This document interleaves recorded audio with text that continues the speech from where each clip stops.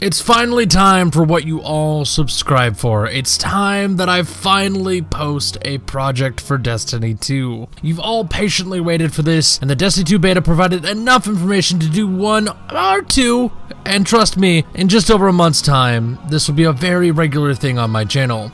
But today, we're going to answer the question, what do I get from 100 strikes in the Destiny 2 beta? Now before I get into this, I want to go over a couple clarifications. This one has a lot of variables at play due to the fact this information was gathered from the beta. And because of this, information will be slightly skewed. Also, if you're a viewer who doesn't care about the math and the data, or how I got it, or any of that nonsense, and just want a too long, didn't watch version of the video, skip to the times shown on screen now. For everyone else, let's dive into this. So like I said, I want to make some clarifications.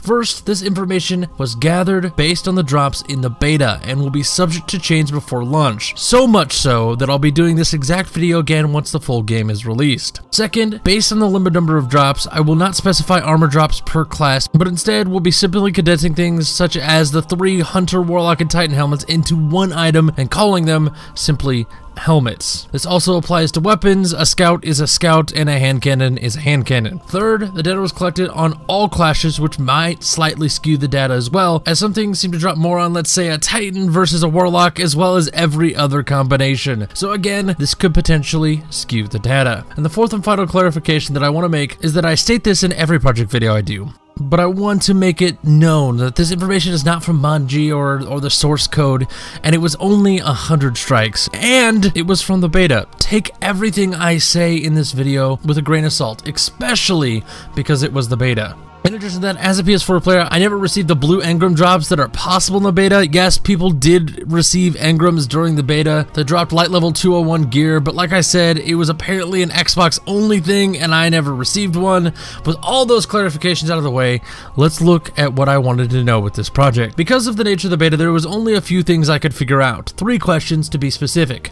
Those being, what is the likelihood of each type of weapon? What is the likelihood for each type of armor piece to drop? And is there any specific weighting towards a specific drop? For example, are the helmets the most common drop? I'll be answering these 3 questions like all my project videos, so let's get into this and answer the first question.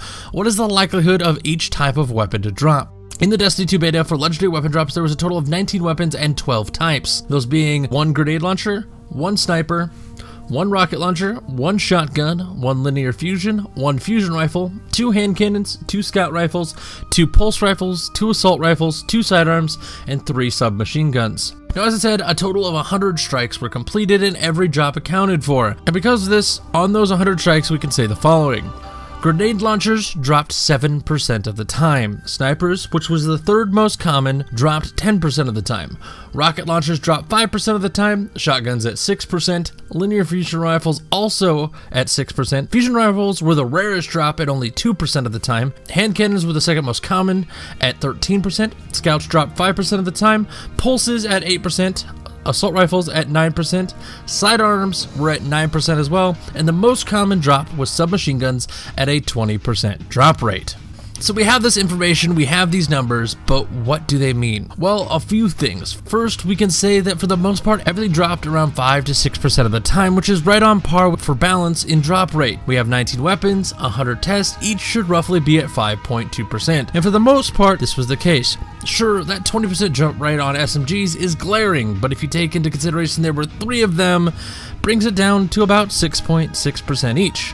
Things like the 13% of hand cannons, 6.5% each. The only thing that was way off course was the sniper, which was nearly 5% more common than the assumed balance of 5.2%. But again, we have to consider this is only a sample size of 100, and with a bigger sample size, this would have presumably balanced out. So for now, based on the beta, it's safe to assume no one weapon type is more common than any others. But let's look at armor with our next question. What is the likelihood for each type of armor piece? Even though the first wasn't complicated, I'm still going to say that this one, for armor, it isn't as complicated. There isn't 3 helmets and 1 class item. There isn't 19 different drops. There was 15 drops. The helmet, the gauntlets, the chest, the boots, and the class item, each with 3 types because of 3 classes. So we don't have to go over the big numbers. All we could do is look right at the drop rates. So over 100 strikes, helmets dropped 23% of the time, gauntlets at 16%, chest pieces dropping 17% of the time, boots at 21%, and class items also at 23% of the time. With this information, due to the sample size, there is a little deviation, but not enough to say something is off. Everything was within 4% of the goal, which in this case is 20%. Nothing really to speak about. Everything seems to be dropping as expected. And with this information, we can now answer our final question: is there any specific weighting towards a specific drop? And simply put,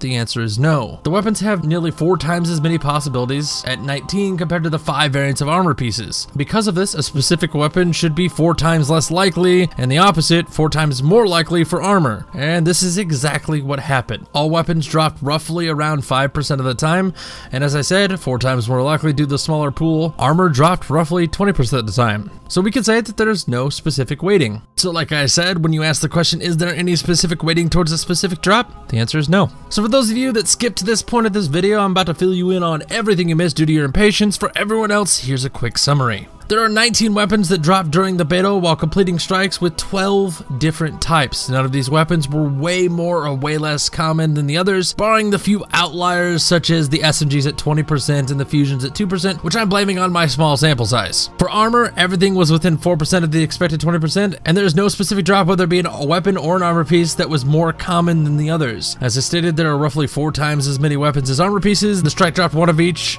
completion, meaning that weapons individually would be 4 times less likely, which they were, with roughly a 5.2% drop compared to the 20% chance for each armor piece. Now, if you're new to the channel, you may be curious as to why I collect this information, and that answer is for 2 reasons. Well, technically 3, but those are because I enjoy the numbers and because I dislike misinformation. I want people to help their friends when they say that something is super common or super rare, and they may be down about not getting something. I want you to be able to say, hey, I watched this video and he documented everything and you're just having bad luck, just keep going at it, you'll get that drop. And I also do this to test community theory. Sometimes the community hive mind convinces themselves that certain things are more common or certain items are super rare, and I enjoy helping the community answer those questions by providing a video that either confirms or debunks their suspicions. Now guys, I'm also working on loot from 100 control matches, and we'll be getting that video to you as soon as possible. But with that said, I hope you can tell, but if not, these videos take a long time to make, and while I don't like asking, if you found this video interesting or informative, or simply appreciate the time it takes to make them, I'd appreciate if you hit that subscribe button, or at the very least, left a comment down below and a like. And if you don't want to even do that, show your friends. And if none of those things are something that you want to do, I at least appreciate your time. Now, I'm going to sell out a little more, but before I do, I'm going to remind you guys that once Destiny 2 is live and we have the full game in our hands, I'll be doing projects on everything I possibly can. Strikes, PvP, patrols, public events, chests, packages, engrams. If it's in the game, I'll be gathering data on it. But sometimes I forget things, so down in the comments, if you have an idea for a project, let me know. But like I said, I'm gonna sell out and plug all the links in the description.